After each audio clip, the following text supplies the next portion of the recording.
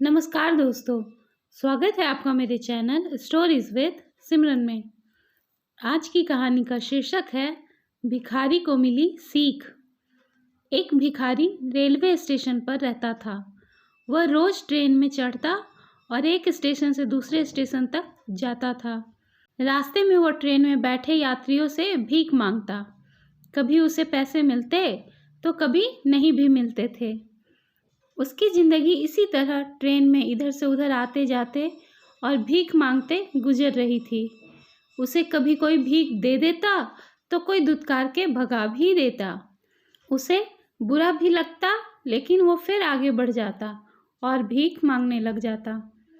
इसी तरह उसकी जिंदगी कट रही थी। एक दिन वह रोज की तरह ट्रेन में चढ़ा और उसमें बैठे यात्रियों से भीख मांगने लगा। वह एक कंपार्टमेंट से दूसरे कंपार्टमेंट में घूम रहा था। तभी एक कंपार्टमेंट की एक कोने की सीट पर उसे सूट बूट पहना एक व्यक्ति बैठा दिखाई पड़ा। वह व्यक्ति काफी अमीर लग रहा था। भिखारी ने सोचा कि उस अमीर आदमी से ज्यादा भीख मिलने की गुंजाइश है। वह उसके पास पहुंचा और उससे पैसे मांगने लगा। सूट बूट पहने व्यक्ति ने उसे पैसे देने से इनकार कर दिया, लेकिन भिखारी डटा रहा और उसके पीछे पड़ गया। भिखारी की इस हरकत पर उस व्यक्ति को बहुत गुस्सा आ गया। गुस्से में वह बोला, बड़े अजीब हो, मैं तुम्हें पैसे देने से मना कर रहा हूँ और तुम मेरे पीछे ही पड़ गए हो। चलो ठीक है, मैंने तुम्हें पैसे दे भी दिए, तो ये बताओ कि बदले में तुम मुझे क्या दोगे। यह सुनकर भिखारी सोच में पड़ गया। उसे अजीब लगा। कुछ देर सोचने के बाद वह बोला, साहब, मैं आपको क्या दे सकता हूँ? मैं तो खुद एक भिखारी हूँ। लोगों से मांग मांग कर अपना पेट भरता हूँ। किसी को कुछ देने की मेरी औकात ही नहीं है। तुम जब किसी को कुछ दे नहीं सकते तो मांगा भी मत करो, सूट बूट पहने व्यक्ति ने भिखारी से कहा और वहां से उठकर चला गया। उस दिन भिखारी जब ट्रेन से उतरा तो उसे उस अमीर व्यक्ति की बात बार बार याद आ रही थी और वो सोचने लगा कि मैं लोगों को क्या दे सकता हूँ, मैं तो खुद लोगों से मांगता हूँ। फिर वो नज़र इधर उधर दौड़ाने लगा और उसकी नज़र फूलों से लदे कुछ पौधों पर पड़ी। उसके मन में एक विचार आया और उसने सोचा कि जब कोई मुझे भीख देगा तो मैं बदले में उसे एक फूल दे दिया करूँगा। उस दिन के बाद से वह अपने साथ एक झोले में फूल रखने लगा। जब भी कोई उसे भीख देता, वह झोले में से निकालकर एक फूल उसे दे देता। भीख देने वाला यह देखकर खुश हो जाता और भिखारी को भी यह देखकर बड़ा अच्छा लगता।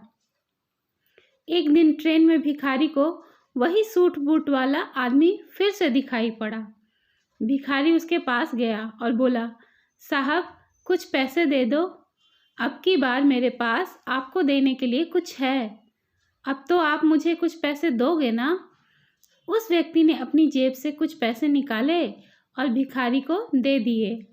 बदले में भिखारी ने अपने झोले में से एक फूल निकालकर उसे दे दिया। वह अमीर व्यक्ति खुश हो गया और बोला, मुझे लगता है कि तुम व्यापार सीख गए हो।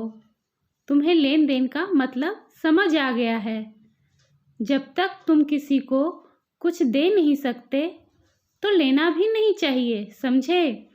अब तुम चाहो तो बहुत कुछ कर सकते हो यदि अपनी सोच बड़ी कर लो। उस व्यक्ति का स्टेशन आ गया तो वो ट्रेन से उतरकर चला गया, लेकिन उसकी कही बात भिखारी के दिमाग में घर कर गई। जब वो ट्रेन से उतरा तो प्लेटफॉर्म पर खड़े होकर जोर जोर से चिल्लाने लगा, मैं भिखारी नहीं, व्यापारी हूँ। अब मैं भी सूट बूट पहनकर घूमूंगा। मेरे पास भी ढेर सारे पैसे होंगे। लोगों ने उसे ऐसे चिल्लाते हुए देखा तो सोचने लगे कि लगता है ये भिखारी पागल हो गया है। उस दिन के बाद से 6 महीने तक वह भिखारी ना तो स्टेशन पर और ना ही ट्रेन में नजर आया। 6 महीने बाद एक दिन ट्रेन में 2 सूट बूट पहने व्यक्ति मिले। एक व्यक्ति ने दूसरे व्यक्ति से कहा, आपने मुझे पहचाना? हम पहले 2 बार मिल चुके हैं। नहीं तो मुझे ऐसा नहीं लगता। मेरे ख्याल से हम पहली बार ही मिल रहे हैं, दूसरे व्यक्ति ने उत्तर दिया। आपको शायद याद नहीं है सर, मैं वही भिखारी हूँ जिसे पहली बार आपने सिखाया था कि लेन देन कितनी बड़ी बात होती है, और दूसरी बार सिखाया था कि मैं भिखारी नहीं व्यापारी भी बन सकता हूँ, बशर्ते मैं अपनी सोच बड़ी कर लूँ। सर आज देखिए, मैं एक व्यापारी बन गया हूँ।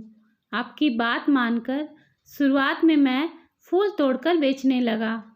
कुछ पैसे जमा हुए तो मैं फूल खरीद कर बेचने लगा, और आज मेरा फूलों का एक बड़ा व्यापार है। सब कुछ आपकी सीख की बदौलत है। आपका बहुत बहुत धन्यवाद सर, मेरी ज़िंदगी बदलने के लिए। तो दोस्तों, जब तक हम अपनी सोच बड़ी नहीं करेंगे, ज़िंदगी एक ही ढर्रे पर चलती रहेगी। अपनी सोच बड़ी करें तो ज़िंदगी बदल जाएगी। हम मेहनत करने से डरते हैं और इसी कारण हम आगे बढ़ ही नहीं पाते। जीवन में तरक्की आपका इंतज़ार कर रही है, बस ज़रूरत है तो बड़ी सोच के साथ कड़ी मेहनत करने की।